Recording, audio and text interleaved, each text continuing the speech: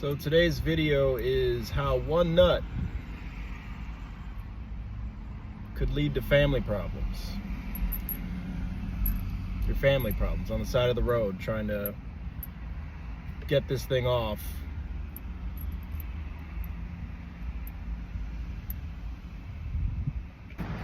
Flat tire. It was a blade bit in my tire. I've been doing a lot of driving. Anyways, luckily I'm parked at home, but check this out. That there, those are those cheap nuts from that the dealerships put on. They're caps that go over a nut. Instead of the old solid lug nut, they started going with a cheaper design where they press these caps over a nut, and as soon as you go to try and use if you're stuck on the side of the road, they start to morph and basically leaving you stranded. So I called luckily I got insurance, roadside assistance, and yeah, I'm sure if I really wrenched on it and spent a couple hours, I could probably find something, but what I'm going to do is go to the dealership and get the actual nuts. They actually sell the solid nuts at the dealership, but you have to pay a premium. I bought this truck brand new from Toyota, and they install these crap nuts from the factory. So what the hell is that about? Okay, before everyone judges me for putting wheel spacers on my truck like that's the problem or something, it's not the problem. The wheel spacers are hub centric, and I put those on 2 or 3 years after I bought the truck brand new. The first year or two of owning a truck, keeping it completely stock, I noticed that the lug nuts from factory were starting to warp and starting to strip sooner than normal after taking it to the dealership and other tire shops in town that have rotations. And that's primarily because they use impact wrenches and cheap lug nuts from factory. And it's not just a Toyota problem. I've seen people make videos, and I've talked to people over the years, and I've heard of Ford, Chevy, probably Dodge, not too sure about that, but Cadillac recently. I saw a video where a guy said the same thing. They're putting those pressed metal nuts, and they strip out a lot sooner than they should. So it's not a Toyota exclusive problem, and it's not because of my wheel spacers. If you do go with wheel spacers, they need to be inspected regularly and check all the stuff you would with your vehicle, and hub centric is what was recommended to me, and they work great.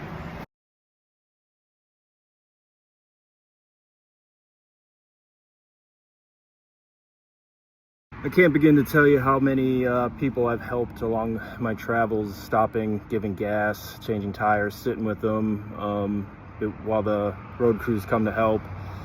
And it's one of those things where you're like, I don't expect people to help me either, which is why I try and learn all this stuff myself, and then also have all the roadside assistance I pay for. But it's something I do, and I've learned, and I've picked up these little things along the way. And sometimes, no matter how much so you're just screwed, and you need help. So don't be afraid to ask for help. I started changing tires. When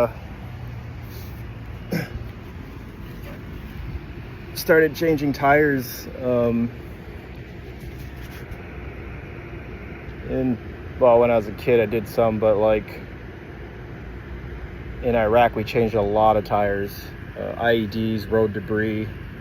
So we spent a lot of time at the motor pool, me and my buddy, whose name is kind of ironic if you know him. But anyways, it gets old though. You just get tired of changing tires. With all the messed up things I've done with this truck, I've done a lot of good. We've done a lot of good. We've helped a lot of people. It's a good truck. I have to think about karma for a minute. Like if you're stuck on the side of the road, minutes count, right? Minutes count. It's your family. And if they're stuck trying to pry that crappy, you know what I mean? So we're under here. And we're gonna help this tow guy out. So when he gets here, all he has to do is take this off, or take that off, and then we'll inspect the tire. Clean socket? Yeah. Okay. That's ridiculous. These things are junk, especially the way they make them nowadays, but I usually have my own tools. But the biggest problem was this crap right here.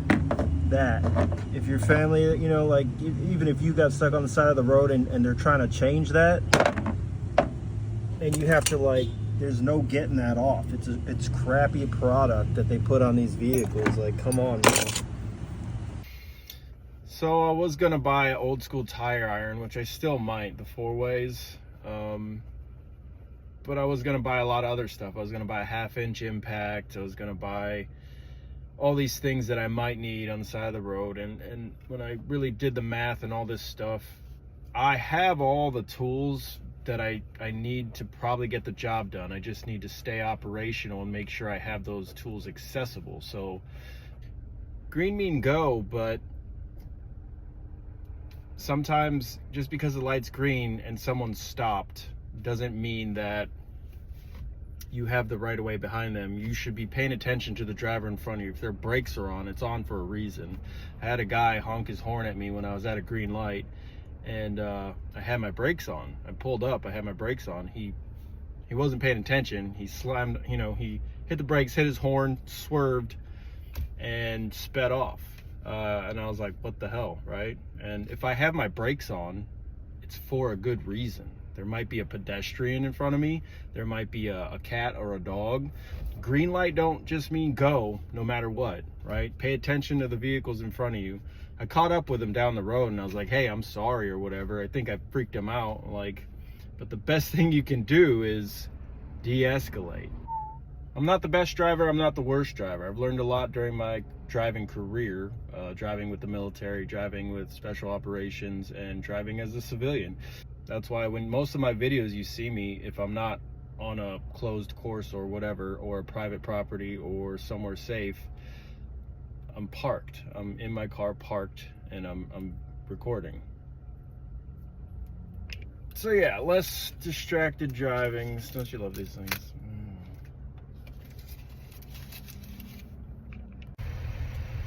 So to reiterate, green light doesn't just mean go. Green light mean proceed with caution. It is okay to proceed with caution. Yellow light, caution, be prepared to stop. The light is about to turn red. Red light means stop. Red light means stop, and in some instances, proceed with caution after a complete stop. It depends on the red light, and it depends on your state laws. But for the most part, solid red light means stop. Wait till it turns green. Flashing red light, stop. Proceed with caution as if it were a stop sign. Some places, if it doesn't trigger after a certain period of time, a red light, it's legal to proceed with caution after if the light doesn't turn green.